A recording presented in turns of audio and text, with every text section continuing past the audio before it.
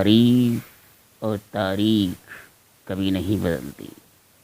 भटुक भाई का ये डायलॉग सुन के हम बड़े हैरानी में पड़ गए। सन्नाटा छा गया था कमरे में चारों तरफ। हमने पूछा, "अरे भटुक भाई, ये आज बड़े जो है फिलोसोफर हो रहे हो, बड़े दार्शनिक बन रहे हो, क्या बात है, मामला क्या है?" बोले, "भाई देखो पंडित, ऐसा है कि बहुत सारी चीज़ें दुनिया में ऐसी होती हैं जो दिखाई देती हैं, लेकिन सब अपने अपने अंदाज में उसका मतलब बताते हैं। अब तारीफ, बोले लोग तारीफ करते हैं, कशीदे पढ़ते हैं तारीफ में, और तारीख, तारीख तो तारीख है। बहुत सारी तारीखें हमें याद रहती हैं क्योंकि वो ख़ास होती हैं, जैसे आपका जन्मदिन, आपकी शादी की सालगिरह, या उससे पहले नौकरी लगने वाला तारीख, प्रमोशन की तारीख, शादी की तारीख, फिर बच्चे हो गए उनकी तारीख। तो तारीख पे तारीख कभी नहीं बदलती, हमेशा याद रहती हैं। ऐसे ही तारीफ, वो भी हमेशा याद रहती है। तो पंडित भाई, तारीख और तारीफ कभी नहीं बदलती। हमने वाह, बटुकलाल जी कभी कभी बड़े काम की बात बताते हो। अब बटुकलाल जी का थोड़ा भाव बढ़ गया, उनकी तारीफ हो रही थी। बोले, "भाई पंडित, हम तो हमेशा ही काम की बात बताएं, तुम सुनो ना हो। तुम तो हमें यूं समझो कि भाई हम तो कम पढ़े लिखे अंगूठा छाप। हमने नहीं भाई, देखो बटुकला जी, ये तो तुमने दिल दुखाने वाली बात कर दी। अरे भाई, तुम्हारा जो व्यवहारिक ज्ञान है, तुम्हारा जो हिंदुस्तान का पूरा पर्यटन है, कहाँ कहाँ पता नहीं घूमे तुम, वो जो ज्ञान है वो तो हमें भी ना है, वो तो तुम्हारे पास ही है भाई। और वो तुम बता सको हमें तो अता पता ना कुछ भी। बोले, "बस पंडित, तुम्हारा ये जो प्रेम भाव है ना, यही हमें पानी पानी कर दे, गला दे। वरना हम तो आज सोचे बैठे कि आज पंडित को ऐसी ऐसी सुनाएंगे, पर तुमने हमारी ये तारीफ के जो कसीदे पढ़ दिए, बस समझो हम तो पिघल गए।" हमने कहा, "अच्छा चलो कोई बात ना है।" हमने कहा, "ज़्यादा चने के झाड़ पर मत चढ़ो, अब असलियत में क्या बताना चाह रहे हो ये बताओ, भूमिका अच्छी बांधो, कि आदमी फंस जा, रुक जा। हम सोच रहे आज जल्दी जाएंगे और तुम तो लेके बैठ गए, बताना कौन सा पुराण?" बोले, "शिव पुराण बताएंगे आज।" मैंने, "शिव पुराण? अरे वो तो हमने पढ़ रखा है।" मेरे पंडित, जो तुमने शिव पुराण पढ़ रखा है ना, उसमें वो चीज़ें ना है जो हम बताने जा रहे हैं। अरे वाह भाई वाह, ये तो आज गजब की बात हो गई भाई, तुमने तो रिसर्च स्कॉलर को पीछे छोड़ दिया। बोले, "देख लो, हमारा शिव पुराण ऐसा है कि सुनते रह जाओगे और देखते रह जाओगे।" हमने कहा, "बताओ भाई।" बोले, "कर्नाटक सुना है?" हमने कहा, "हाँ, कर्नाटक सूबा है, दक्षिण भारत में है।" बोले, "हाँ।" बोले, "कर्नाटक में शिव काशी नाम की एक नदी है?" हमने कहा, "हाँ बिल्कुल, जानते हैं, पहचानते हैं, नाम सुन रखा, देखी ना वैसे हमने।" बोले, "हाँ, वो जो शिव काशी नदी है, वहीं पर ये शिव पुराण है जो हम बताने जा रहे हैं।" हमने कहा, "भी ऐसा क्या है वहाँ पे?" बोले, "अरे सुन तो लो अब यार, देखो पंडित, तुम ना ये बीच बीच में मत बोलो यार, सारा मजा किरकिरा हो जाए यार हमारा। एक तो कभी कभी मूड में आया बताने के लिए, तुम बीच में बोल पड़ो।" हमने कभी गलती हो गई, तो भाई अपना बोलेंगे बीच में, तुम पूछोगे तब भी ना बोलेंगे। बोले, "यार देखो, फिर तुमने दिल तोड़ने वाली बात कर दी।" अरे अच्छा सुनो, हमने इन सब बातों को छोड़ो, कोई दिल विल ना टूट रहा, तुम बताओ क्या बता रहे हो। बटुकलाल जी बोले, "सुनो, शिव पुराण की कहानी ये कि हमें जाना तो कहीं और था, पर पहुंच गए कर्नाटक। कर्नाटक में अब जैसी आदत थी हमारी, हम तो रेलवाई के उस पे जो प्लेटफॉर्म पे हो बना है वो क्या बोले हैं वो, यात्री निवास। हमने कहा डॉर्मेट्री। बोले हाँ हाँ वही, अंग्रेजी में कहा मैत्री पता नहीं क्या, हमें पता ना, हमें तो वो हिंदी में आवे यात्री निवास। वहाँ वो क्या बोले वो, पलंग मिल जाए, एक लॉकर मिल जाए, बस अपना लॉकर में सामान रखो और नहाओ धो, घर बढ़िया पानी वानी मिल जाए नहाने का, बेड हो, चादर वादर हो, अपना रात को सो जाओ। तो हम तो वहाँ रुके भाई, और वहाँ रुकने के बाद हम ये देखे कि भाई प्लेटफॉर्म पे देखो बड़े काम की चीज़ हुए हैं, तो छोटे लोग बेचारे जिन्हें हम ऐसे ही नकार दें, जैसे कुली हो गया, बोलो वो बड़ी काम की चीज़ हो, हमारे लिए तो बड़े काम की चीज़, अब तुम अपनी जानो। तो कुली हो गया, चाय वाला हो गया, जो चाय बांट रहा है आवाज़ लगा लगा के, और जो सामान बेचें, फल ले लो, समोसे ले लो, ये ले लो, वो ले लो, सिर पर टोकरी रख, ये बड़े काम के आदमी हो। और उसके बाद काम के आदमी हो वहाँ जो टी स्टॉल होता है, जो मालिक हो तो हो गए, वो चाय वाय बनावे, बिस्कुट बेचे, ये सब करे, वो क्योंकि वो लोकल आदमी हो ना भाई पंडित, समझे ना, तो लोकल आदमी लोकल बात बता दे।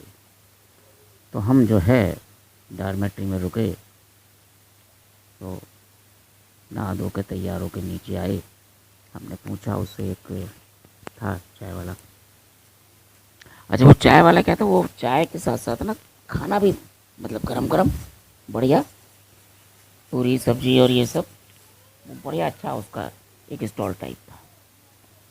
तो हमने पूछी, हमने कहा भाई भैया ये बताओ, एक पहले तो चाय पिलाओ, और फिर चाय पिलाने के बाद नाश्ता कराओ कुछ, और फिर जो ये बताओ कि भाई यहाँ देखने लायक, घूमने लायक क्या जगह है।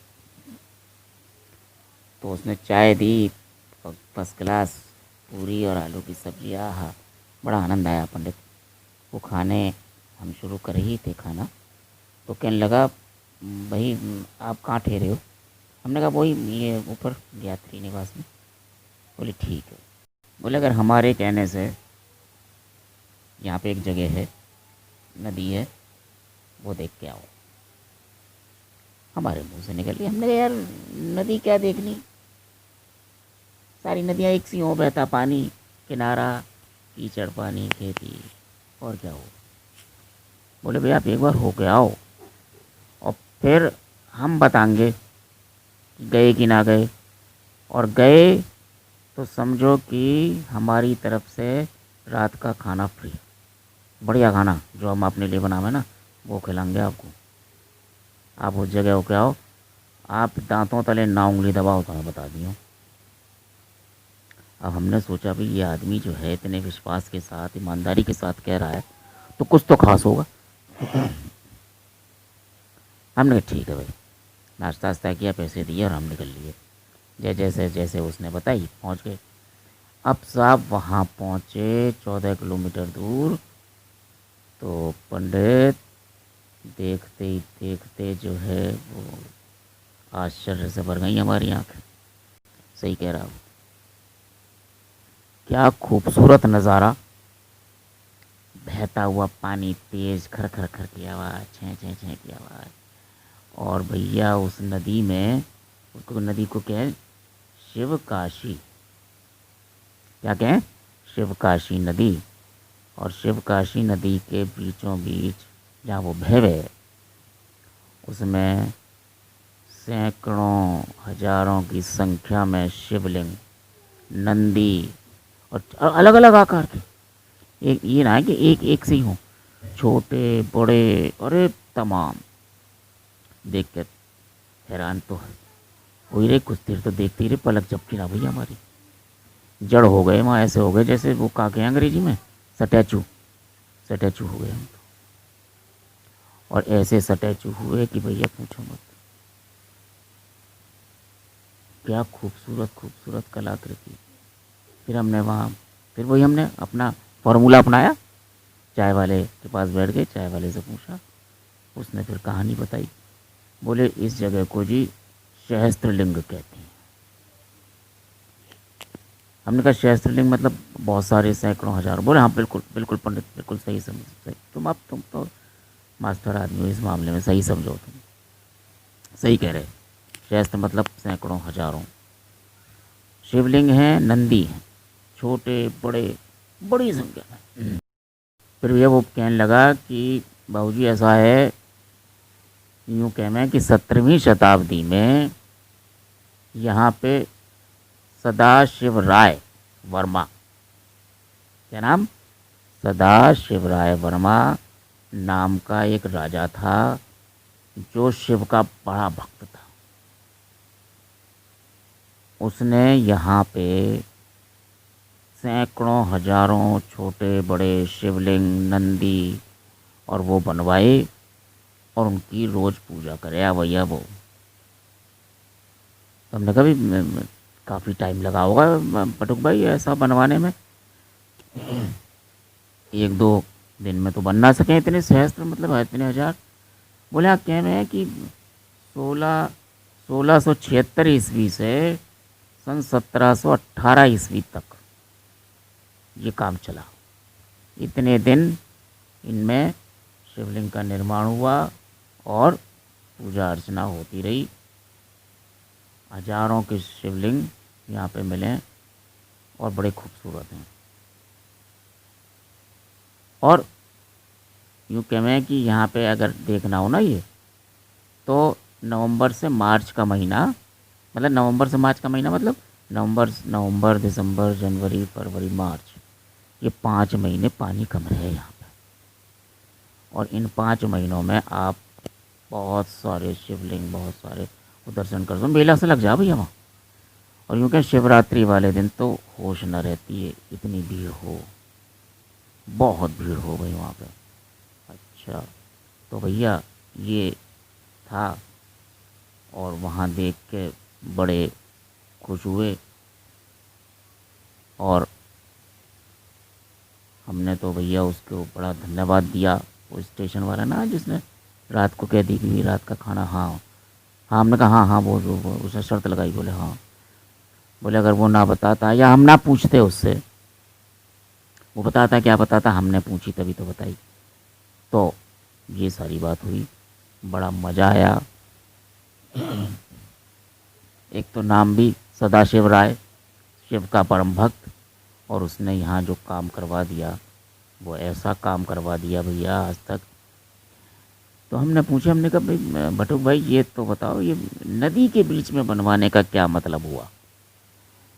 तो बटुक भाई वो कहने लगे हाँ भाई, बात तो हमारी भी ना समझ में आई कि भाई नदी के बीच में क्यों बनवाए, पर ऐसा लगे जैसे लोग कहे ना पुराने वाले कि नदी रास्ता बदलती रहे, तो हो सके पहले ये जो है ना नदी के किनारे होंगे, अब नदी ने रास्ता बदल दिया, नदी के बीच में आगे। बताओ भाई इतने सारे हैं तो कैसे पूजा होगी बैठ के, शिवलिंग की तो पूजा बैठ के ही होगी, अब बहते पानी में कैसे बैठोगे।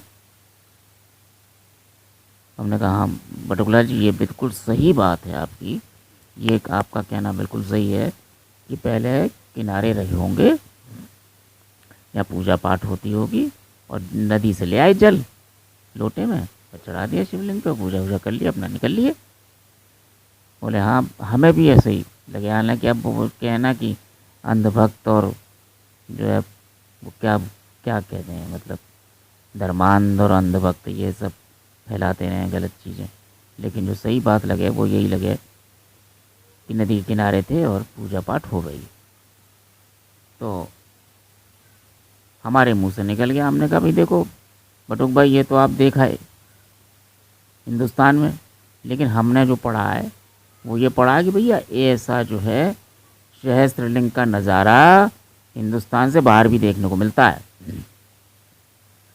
बोले यार भाई देखो ऐसा है, हम तो हैं देसी आदमी, हम तो अपने देश के बारे में जाने, अब तुम्हारा क्या भरोसा, तुम पता नहीं कहाँ कहाँ से पढ़ लो, कहाँ कहाँ से देख लो और ले आओ बताने लगे हो। अब बता दो भैया कहाँ पे है और ऐसा नज़ारा, हमें तो भैया यहीं का पता है। हमने कहा भैया देखो ऐसा है पटुक भाई, जैसे यहाँ पे सहस्त्र शिवलिंग हैं वैसे ही कंबोडिया में भी हैं। और ऐसा कहवें कि 1969 में जीन्स बॉलवेट ने इन्हें खोजा था। वो कोई अंग्रेज़ था, वो गया होगा वहाँ पे। बोले अच्छा, ये पंडित ये तो बड़ी मतलब तुमने अच्छी बात बताई, कंबोडिया में भी है। मैंने कहा हाँ, और यहाँ पे भी बहुत सारे शिवलिंग हैं, नदी किनारे हैं, वो भी अब नदी में ही लगभग आ गए हैं।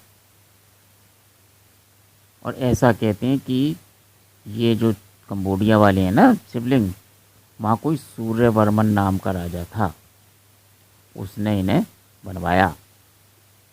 और 11वीं शताब्दी से 12वीं शताब्दी के बीच उसने राज किया और ये सारे शिवलिंग बनवाए। बोले भाई पंडित यार गजब है, तुम्हारे पास बहुत सारी खबरें हों, बहुत सारी चीज़ें हों, हम घूम के देख के आवें, पैसा खर्च करें, तो मैं पता ना कौन सा जादू है तुम्हारे पास, तुम बैठे बैठे पता कर लो कहाँ पे क्या चीज़ है। हमने कहा ना ऐसा कुछ ना है, न्यूज़ देखते रहो, अखबार पढ़ते रहो, और अब तो वो क्या कहें ये इंटरनेट, उस पर मिल जाए बटुक भाई, उस पर देख लो, गूगल पे देख लो, वे व्हाट्सएप पे लोग भेजते रहे ऐसी ऐसी चीज़ें। ठीक है आधी अधूरी जानकारी रखें हैं, लेकिन जब हमें कोई चीज़ दिख जाए तो हम उसका डिटेल निकाल लें। तो ये सारी चीज़ें हैं दुनिया में, भक्ति में ही शक्ति है और कुछ ना रखा बटुक भाई। बोले हाँ चलो अब चलें, धूप भी ख़त्म हो रही है। छत पे बैठे हम सब, छत पे बैठ के गप्पे मार रहे बटुक भाई के। तो भैया धूप ख़त्म हो रही तो निकल लिए अपने अपने घर। तो जैसे हम अपनी छत पर बैठे, आप भी रहिए अपने घर पर, अपनी छत पर धूप सेकिए, आराम कीजिए। कोरोना काल चल रहा है, मास्क लगा कर रखिए, सोशल डिस्टेंसिंग बना कर रखिए और इसी तरह से एक दूसरे का ज्ञान बढ़ाते रहिए।